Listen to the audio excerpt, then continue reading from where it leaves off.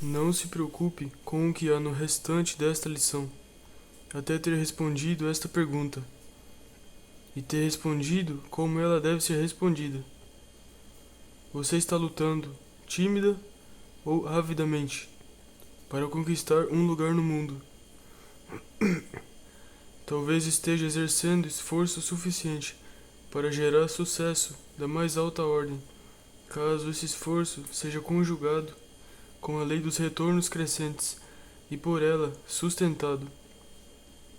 Por isso, você deve descobrir como pode aplicar essa lei com o máximo proveito. Agora volte à pergunta, pois estou decidido a não deixar você passar por ela de forma leviana, sem o benefício de pelo menos tentar respondê-la. Em outras palavras, é indiscutível que você está sendo confrontado com uma pergunta que afeta o seu futuro de forma vital, e evitá-la será um erro.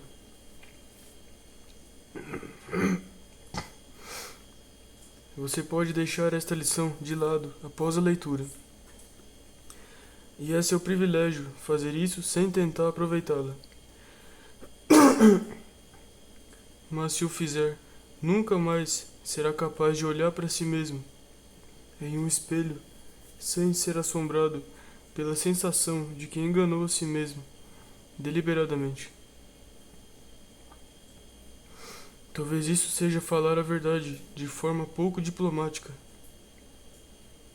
Mas quando comprou esse curso sobre a lei do sucesso, você o fez porque queria fatos e está obtendo tais fatos, sem um embelezamento de desculpas. Após terminar essa lição, se voltar e revisar as lições sobre iniciativa, liderança e entusiasmo, você as entenderá melhor. Aquelas lições e esta estabelecem nitidamente a necessidade de tomar a iniciativa, seguida de ação agressiva, fazendo mais do que é pago para fazer. Se gravar os fundamentos dessas 3 lições em sua consciência, você mudará como pessoa, e faço essa afirmação independentemente de quem você seja, ou de qual seja a sua vocação. Se essa linguagem franca o enfurece, fico feliz, pois indica que você pode ser incitado. Agora, para tirar proveito do conselho de alguém que cometeu muito mais erros do que você, e por isso aprendeu algumas das verdades fundamentais da vida, aproveite essa raiva e foque em si mesmo, até que isso o incite a prestar o serviço que você é capaz. Caso faça isso, você poderá cobrar uma régia recompensa.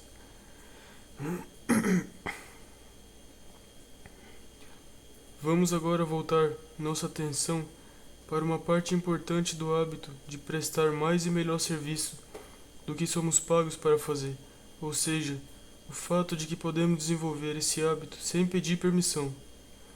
Tal serviço pode ser prestado por iniciativa própria, sem o consentimento de qualquer pessoa. Você não precisa consultar aqueles para quem presta o serviço, pois é um privilégio sobre o qual você tem o controle absoluto. Existem muitas coisas que você pode fazer para promover seus interesses, mas a maioria exige a cooperação ou o consentimento de outros. Se você presta menos serviço do que é pago para fazer, deve fazê-lo mediante a autorização do comprador do serviço. Ou o mercado para o seu serviço em breve acabará. Quero que você capte o pleno significado da prerrogativa de prestar mais e melhor serviço do que aquele pelo qual é pago, pois isso coloca diretamente sobre seus ombros a responsabilidade de prestar tal serviço. E se falhar em fazê-lo, você não tem uma desculpa plausível ou álibi a que recorrer caso fracasse na conquista de seu objetivo principal definido de vida.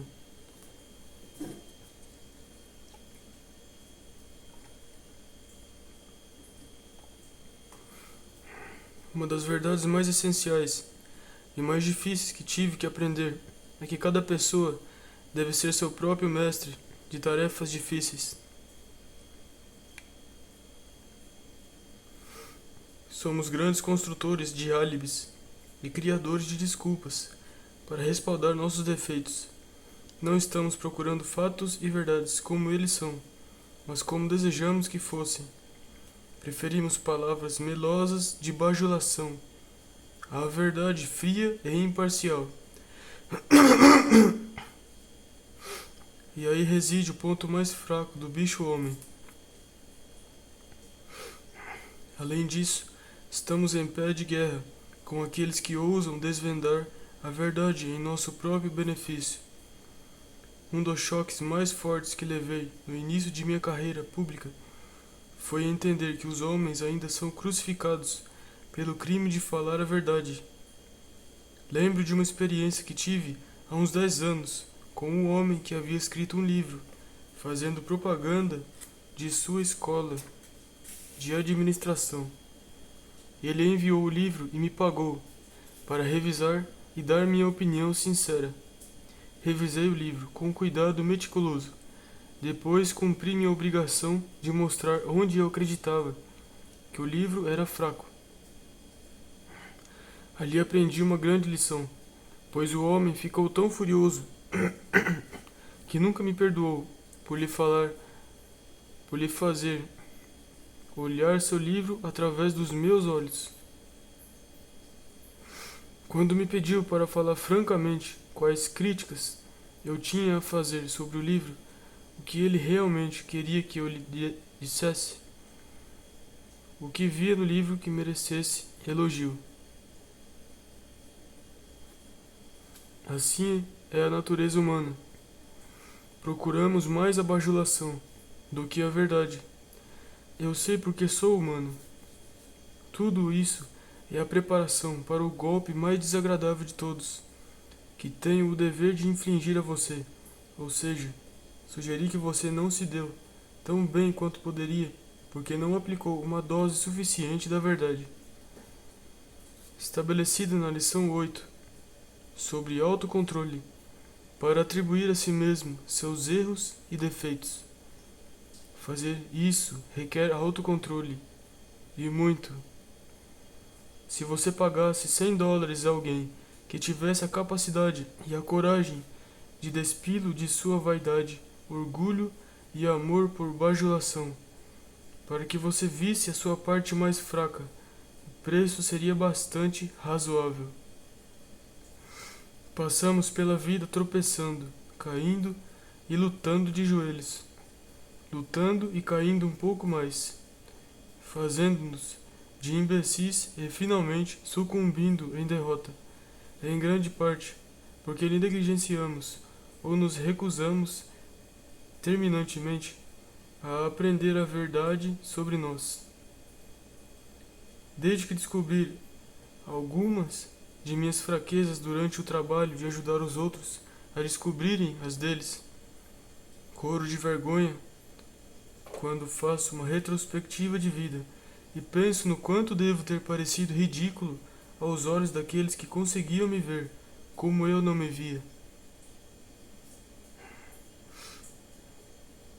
Nos pavoneamos diante das sombras alongadas de nossa vaidade e imaginamos que aquelas sombras são o nosso eu real, enquanto as poucas almas conscientes que encontramos param ao longe e nos olham com pena ou desprezo.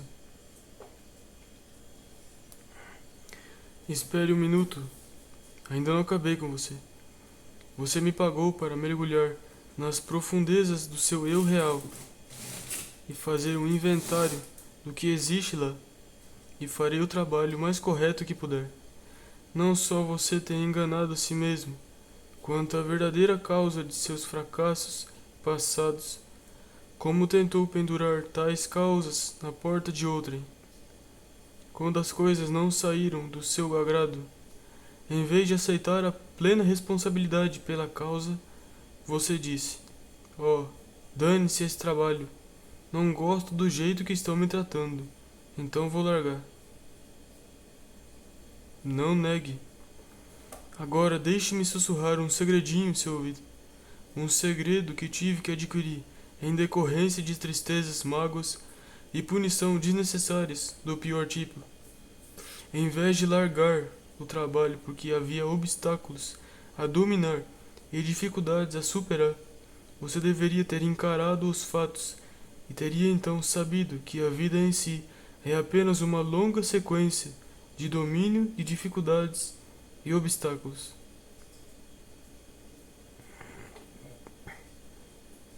O tamanho de um homem pode ser medido muito precisamente pela extensão a que ele se adapta a seu ambiente e se encarrega de assumir a responsabilidade por toda a diversidade com que depara, não importa se surgida de uma causa sob seu controle ou não. Agora, se acha que o descasquei muito severamente, tenha pena de mim, o companheiro de viagem, pois você certamente deve saber que tive que me punir muito mais intensamente do que puni você antes de aprender a verdade que estou transmitindo aqui para seu uso e orientação. Tenho alguns inimigos, graças a Deus por eles, que foram vulgares e impiedosos o suficiente para dizerem certas verdades sobre mim que me forçaram a me livrar de algumas de minhas mais sérias deficiências, principalmente aquelas que eu não sabia que possuía. Todo vendedor fará bem em lembrar que nenhum de nós quer algo que alguém deseja se livrar.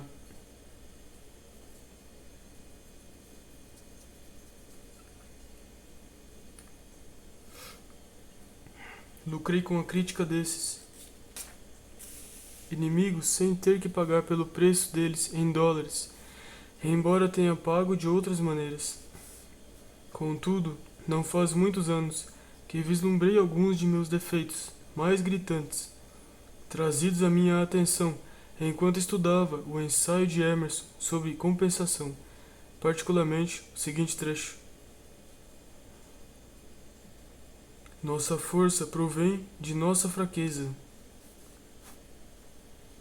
Só depois de sermos picados, aferroados e severamente atingidos, desperta a indignação que se arma de forças secretas. Um grande homem está sempre disposto a ser pequeno, enquanto está sentado sobre a almofada da vantagem, ele dorme. Quando é pressionado, atormentado, derrotado, ele tem a chance de aprender algo. Ele aciona seu juízo, sua virilidade, adquire fatos, toma conhecimento de sua ignorância, é curado da insanidade da presunção, adquire moderação e habilidade verdadeira. O homem sábio sempre se lança ao lado de seus agressores. É mais de seu interesse do que daqueles encontrar seu ponto fraco. A acusação é mais segura do que o elogio.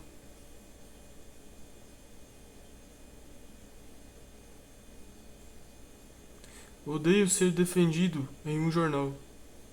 Enquanto tudo o que dizem é contra mim, sinto uma certa garantia de sucesso. Mas quando dizem palavras melosas de elogio sobre mim, sinto-me como alguém desprotegido diante de seus inimigos.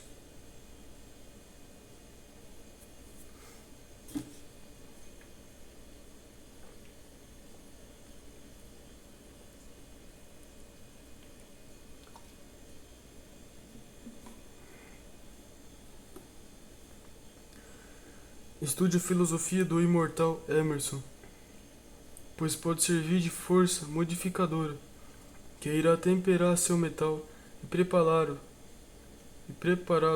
para as batalhas da vida, assim como o carbono tempera o aço.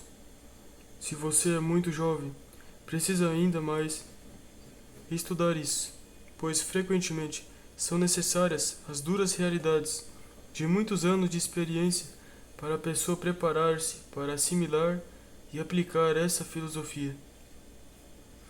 É melhor você entender essas grandes verdades a partir de minha apresentação, não diplomática, do que ser forçado a coletá-las das fontes menos simpáticas da fria experiência. A experiência é uma professora que não tem favoritos. Ao lhe permitir lucrar com as verdades que reuni dos ensinamentos dessa professora fria e antipática, chamada experiência, estou fazendo o máximo para lhe mostrar favoritismo, o que me lembra um pouco dos tempos em que meu pai costumava fazer seu dever por mim no sótão. Sempre começando com essa pequena filosofia encorajadora. Filho, isso dói mais em mim do que em você.